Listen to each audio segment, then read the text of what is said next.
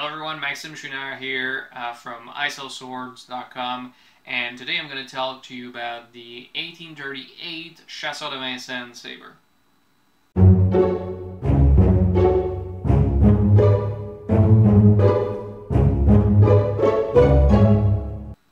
So the 1838 pattern was based on the 1837 pattern for the naval officers in the French Navy.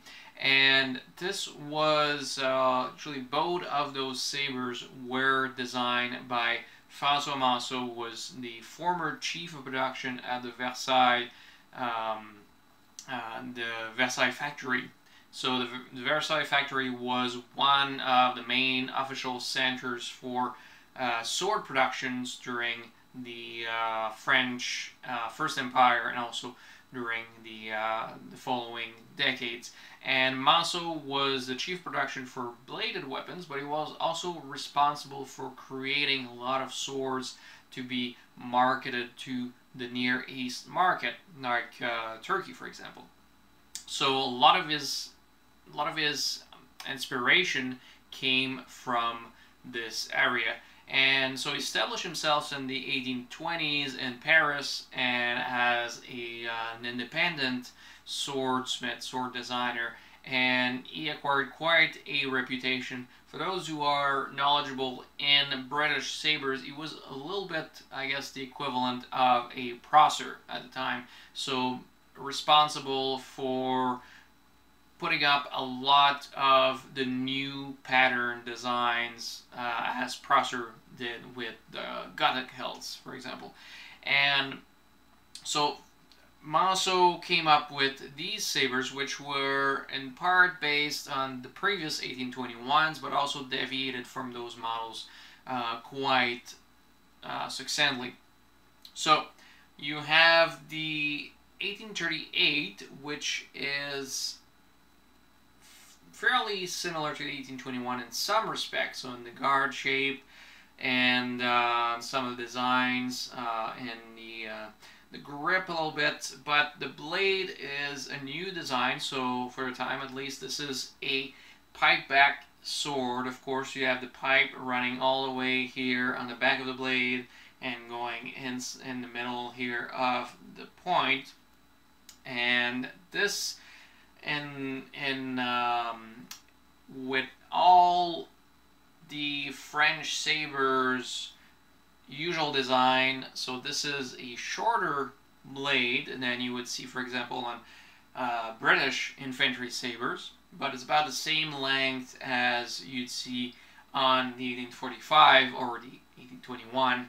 So French sabers tend to be a little bit shorter than their British counterpart, but as I said so in previous video about 1845, the blades are also a little bit wider, which I think probably was a better idea when you're using a pipe back blade, because it makes for a very thin blade, as you can see here, very thin cross section, almost machete-like, and it's only the pipe that's really giving the blade a little bit more resistance, and the cut and the thrust. And so I think because it's a little bit more substantial, it's not as wiggly as would be some of the longer ones you see, for example, in the 1816 pattern for the light cavalry, which was also a pipe back blade and was very unpopular, was very quickly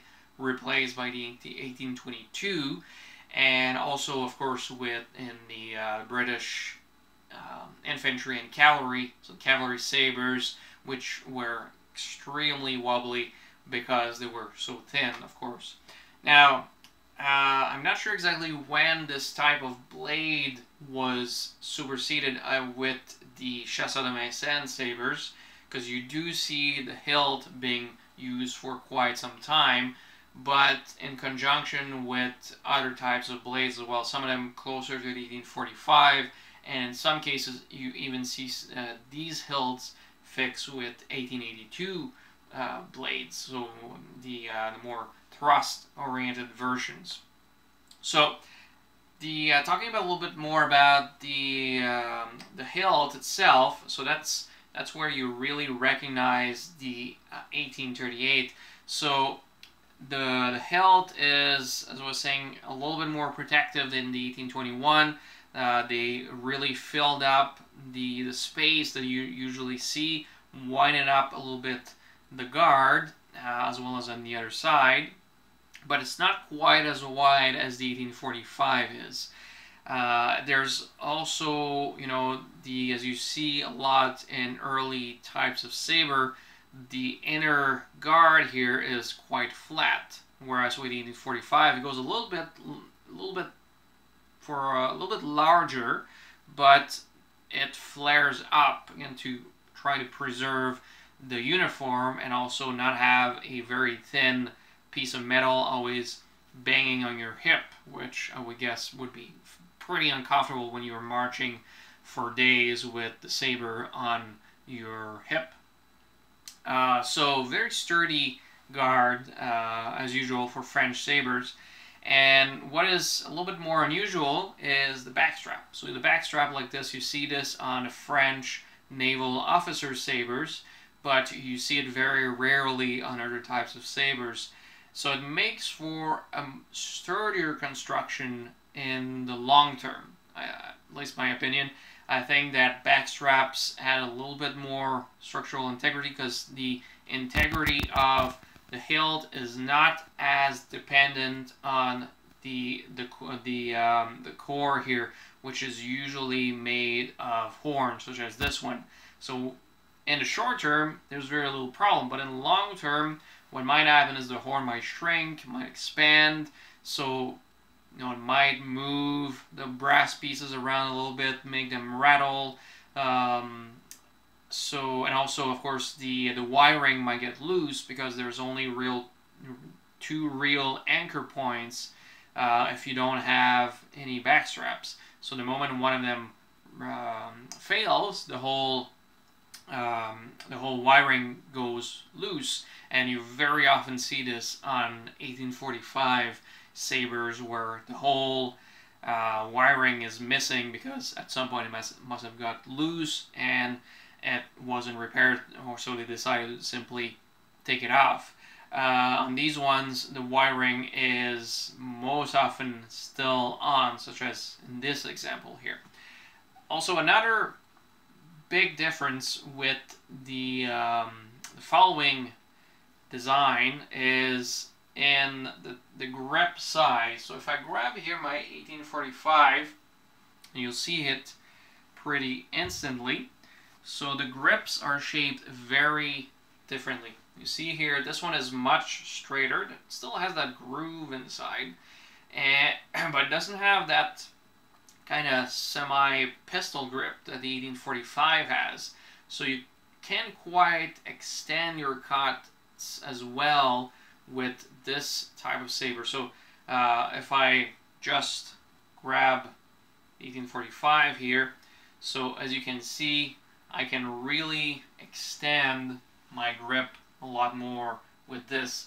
The shape of the pommel allows me to really put the heel of my hand inside and extend on the cut.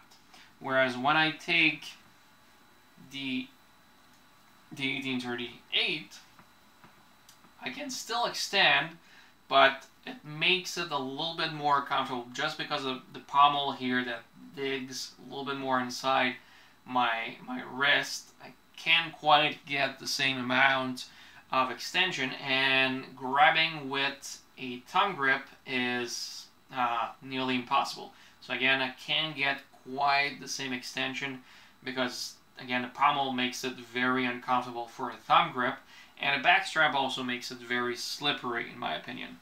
I much more prefer to have no backstrap if I'm going to use a thumb grip. For all other grips, I think backstraps are fine, but for these ones, at least when they're smooth like this, it makes it very slippery, very hard to have a firm thumb grip on your sword. So I really don't think that these swords were made with a thumb grip in mind. I think they were really meant for handshake or hammer grip, rather. So for the the 1845, I think, was probably a step in the right direction in that case, and that the grip was, as I was saying, a little bit more accommodating of different grips. I find the lack of a backstrap actually makes the grip more solid because you don't have this slippery piece of metal right on your grip, and the guard is a little bit more covering. But it's still a great little saber for many reasons. So going back a little bit to the origins of this saber, so you're probably wondering where the name comes from, Chasseurs de Vincennes. So the Chasseurs de Vincennes, which translates as the Vincennes Hunters, so we're a very specific type of light infantry in use in the French army from the 1830s up till the up till today, because those regiments actually still exist in the French army. So they were created in the 1830s as an experimental regiment. Actually, the first name of the Chasseurs de Vincennes was the Chasseurs Expérimentaux, so the experimental hunters. So what makes them really different from your regular light infantry, which had been popular for ages? So Napoleon had made them very popular, had renewed the use of light infantry in the army, but this was another step towards the wider use of light infantry. So one of the problems with a lot of light infantry regiments was that it's very hard to use them as in a more aggressive manner. So usually you use your light infantry to flank, to go scout, to harass the enemy, but it's hard to move them in big groups together in a cohesive fashion because they're basically designed to move very fast. So they're going to be running, they're going to be moving really fast over obstacles, and by the time that they've reassembled,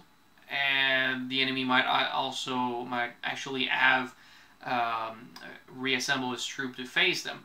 So they wanted to create this type of light infantry that would actually be drilled so much that they could move as a cohesive unit very quickly over really long distance. So they were really considered elite fighters. So they would be drilled in gymnastics. They were among the first troops to be drilled in gymnastics and the only parkour fashion training, and also in fencing, so in bayonet fencing. So they were among some of the first in the French army to be taught bayonet fencing, because of course for light infantry it's a little bit more useful than for line infantry. And they were equipped with top-of-the-line rifles that could shoot a lot for on a much longer distance than previously, and that could recharge much quicker. So some of their first actions were in Algeria, when French entered Algeria to basically invade the country. And they were very successful in that endeavor. They were nicknamed the Chasseurs de la Mort, so the Vet Hunters, very dramatic title.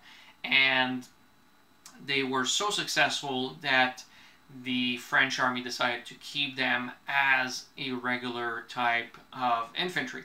And many other countries actually followed suit, namely the United States, who during Civil Wars had some chasseur regiment, which were dressed nearly exactly in the French fashion.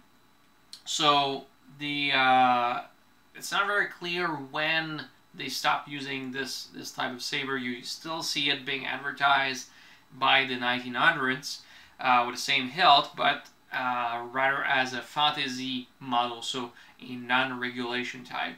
So it's possible that the chasseur ended up with the same 1845 and 1882 patterns, but that some officers really liked the design and chose to go for this, even though they were not maybe part of the chasseur regiment. Anyway, and coming back a little bit on the design of the hilt, it's really a beautiful design.